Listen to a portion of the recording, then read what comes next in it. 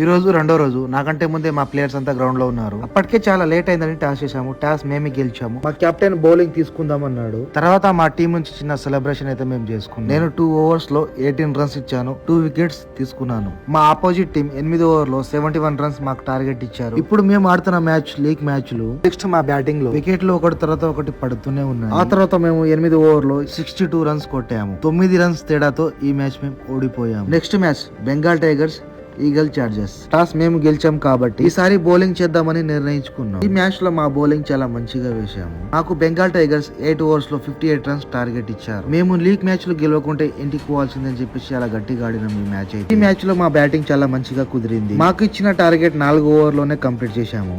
ఈ మ్యాచ్ లో ఒకటే వికెట్ పడ్డది మాది. తర్వాత నా తమ్ముడు రజనీకాంత్ 17 balls లో 48 రన్స్ కొట్టాడు. ఇంకొక బాల్ ఉంటే హాఫ్ సెంచరీ అయిపోయింది. అప్పటికే మ్యాచ్ అయిపోయింది. 48 రన్స్ కొట్టినందుకు మోహన్ మామ థమ్స్ అప్ స్పాన్సర్ చేసిండు.